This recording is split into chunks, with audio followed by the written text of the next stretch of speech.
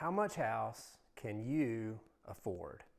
That is a super important question as you embark into this journey of buying your next property. The very last thing you want to do is to jump into a house and then realize, holy cow, I bought too much house here and I'm stretching myself every single month. My budget is so tight and it's just not good, right? It's a terrible situation if you happen to be in that spot. So in this video, what I'm going to do is I'm going to give you some tips and give you some advice that will hopefully help you out as you get ready to buy that next house so you don't jump into too much house that you cannot afford. My name is Stephen Kotobash and I'm a realtor here in the Northern Atlanta area. Thanks so much for jumping into my video today. Today I want to talk about something that's really important because it deals with finances and it's a very touchy subject, right? People don't like to talk about their finances and what they can and can't afford. But in real estate, it's super important for you to realize what you're jumping into when you're making a purchase as large as a home. What's the first thing that we typically do when we're thinking through, hey, you know what, I want to move, I want to go buy my next property? Well, you've got to get a loan, right? Most of us have to get a loan and take out a mortgage for our next property. So we contact the lender.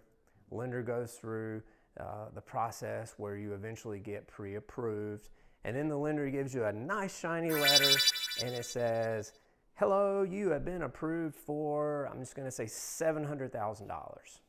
A lot of people, what they like to do is they like to look at that number, $700,000, and they say, oh, holy cow, I can afford a $700,000 home. I'm going to go and I'm going to search for homes that are right up to that $700,000 point. You can certainly do that, right? That lender has approved you for $700,000. If you go and buy a home and you take out a $700,000 loan, they will give it to you, right? They will make it happen. However, you need to take a step back and think through some other things. One thing that I want to point out is, let's say it's a very competitive market, and let's just say that it's a market where there are tons of buyers out there and really not enough sellers. So what happens in that scenario? In that scenario, prices are typically driven up. So let's say that you set up a search, you find that home, let's say it's listed for $699, and you go take a tour, you visit it, and guess what? You fall in love with it and you decide to offer on the house. Well, then you quickly realize, if the market scenario matches what I just described, that, hang on, this house is probably going to go for over $700,000. I might have to offer $710 to get this house. So if that's a situation that could come up at your point in time in your market, then you're kind of out of luck, right? Because you can't get a loan, you can only get the max of $700,000, and that sets yourself up for heartbreak, right? People get upset, and then it's just a big Debbie Downer. Hey, you hit that like button already, didn't you? Didn't you hit the subscribe button too already? Did you do that for me? Thank you very much. So another thing to think about when you're thinking through, how much house can I afford? Sure, that letter might say $700,000 for that point in time, but you got to think down the road. What if you're in this house for 7, 8, 10 years? What other expenses are going to creep into your budget down the road? So I don't know, maybe you're planning for a family. You're going to have expenses that come up down the road. Maybe in 2 years you're thinking, I might go buy a new car. You're going to have that monthly payment that you've got to think through. And you might think, I don't know, maybe you're going to go buy a boat, in 3 or 4 years, and you might have a monthly payment there as well. So my point is, when you're thinking through how much house you can afford, don't completely max out whatever the lender gives you. Whatever that pre-approval number is, don't max it out, because you're going to jump into a home, and like I said, there will be other expenses that will creep into your budget down the road.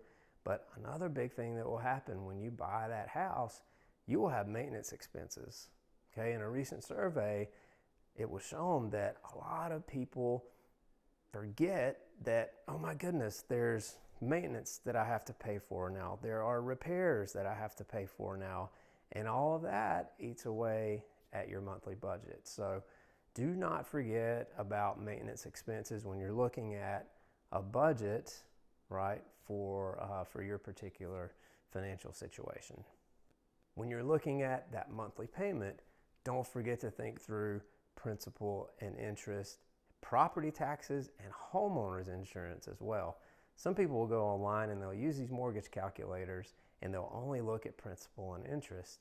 Don't forget that each month, typically, right, not in every situation, but typically people have to escrow money for property taxes and homeowners insurance. So depending on where you live in the country and what price point you're at, that obviously wildly varies, but don't forget about that because it's very important and it's going to cost you a little extra money each month as well. My biggest advice to you is to shop below your budget. The last thing I want for my clients when I help people buy a house, the last thing I want them to do is to move into that house and then they get those first couple of mortgage statements in the mail and they've got to make payments, and then I don't want them thinking back and saying, Stephen didn't prepare me for this. He didn't tell me that my monthly payment could be this, and then I've got to maintain over here and repair this. I don't want that to happen to you or any of my clients ever. So make sure that you consult with your realtor, whomever you're using, consult with your lender as well, and your lender can help you take a snapshot of the entire picture, right, of your income and expenses. So look at those numbers closely and just don't bite off more than you can chew so that you have regrets later. Before you move on from my channel, take a look at another video that I've published here on YouTube, and I talk about questions that you need to ask when buying a house. So I go through some very important factors that you need to consider when buying your next house so that you can make a super smart decision when you jump into your next property. I really appreciate you jumping into this video today. I hope that it helps you out.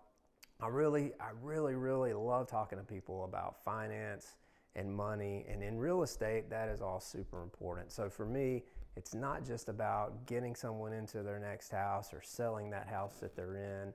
I want to make sure that they get into a good financial situation for themselves so they're not stressed and they don't have regrets later on. So thanks so much for jumping in. If you have any questions at all, email me, call me, text me, comment below, and I'll be more than happy to help.